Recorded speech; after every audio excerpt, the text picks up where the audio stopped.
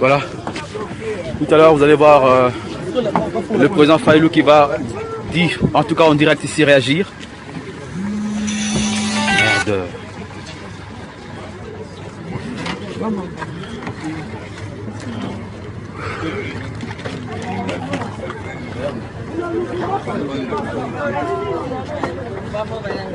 Voilà.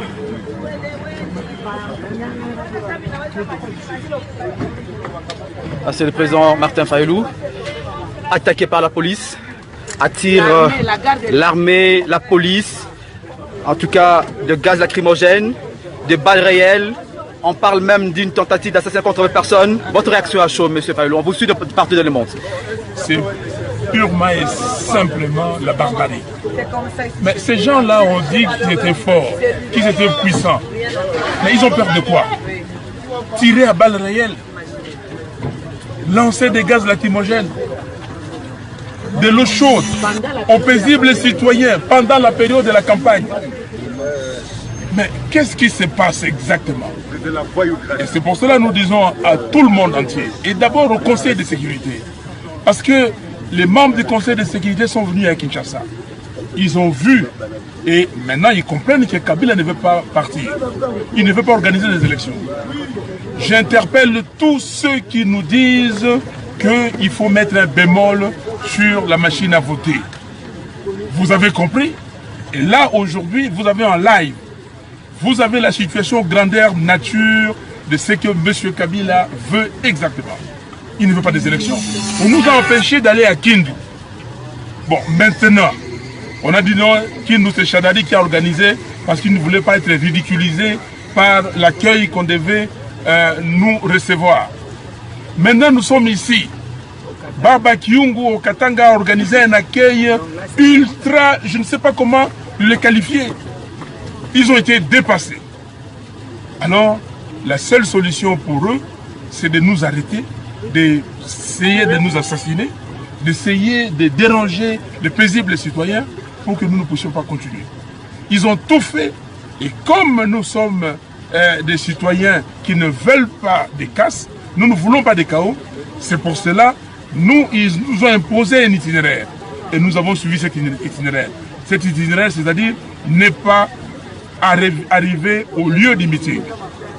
Donc ils nous ont dirigés vers la résidence de Baba Kyungu. Nous acceptons cela pourquoi? Simplement pour dire à la communauté internationale, nous avons fait notre part. Et nous ne pouvons pas continuer comme ça. Nous ne pouvons plus continuer. Il faut qu'ils viennent, qu'ils prennent M. Kabila, qu'ils l'amènent d'où il est venu, qu'ils l'amènent parce que ces messieurs ne veulent pas.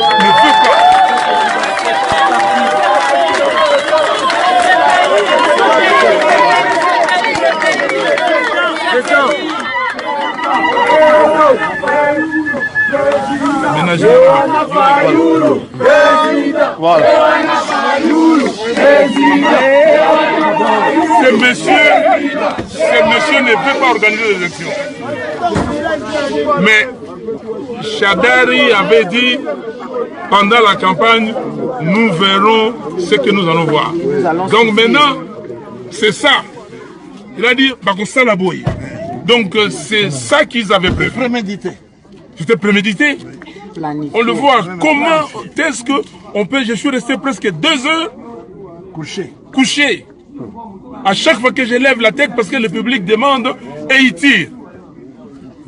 Non, en tout cas, je ne sais plus quoi dire. La peur a changé de camp. La peur, nous on n'a jamais eu de peur. On n'a jamais eu de peur. Mais maintenant, eux, ici, qui nous disent exactement ce qu'ils veulent. Ils ont pris 10 millions d'électeurs fictifs. Ils ont pris la machine à voter. Et ils pensaient que nous allions dire, ah non, on boycotte, on ne fait pas les élections. Et comme ça, ils disent à la communauté internationale, oui, ces gens-là ne veulent pas des élections. Ils disaient qu'on ne voulait pas des élections. Maintenant, nous leur disons que nous irons jusqu'au bout. Nous irons le 23 aux urnes, demander les bulletins papier, ok, et voir ce qu'ils vont faire. Nous allons surveiller les fictifs et voir ce qu'ils vont faire. Maintenant, ils comprennent que non, on les a démasqués et ils sont coincés, ils ne peuvent qu'agir comme ça. Mais voilà, chers frères et sœurs, Congolaises et Congolais, Dieu aime ce pays. Amen. Amen. Dieu aime ce pays. C'est pour cela nous disons, nous remettons tout entre les mains du Seigneur, Dieu Tout-Puissant, et il fera le reste. Merci. Baba King, votre réaction également, Baba Kingu. La réaction à chaud, on vous suit partout dans les mondes.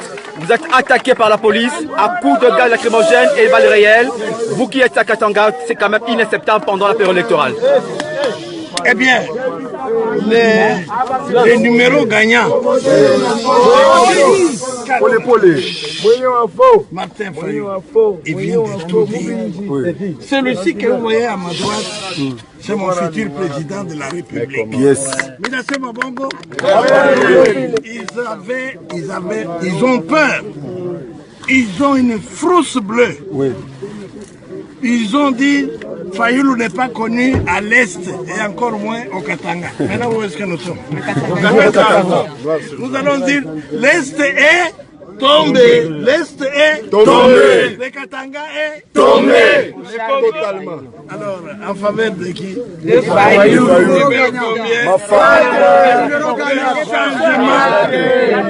Le changement viendra de cet homme que vous voyez là. Amen, amen. Yes. Madame Bazaïba, vous êtes porte-parole de la Mouka. Quand même, on voit des situations où on tire des balles réelles contre la population, contre votre candidat président public. Les balles réelles.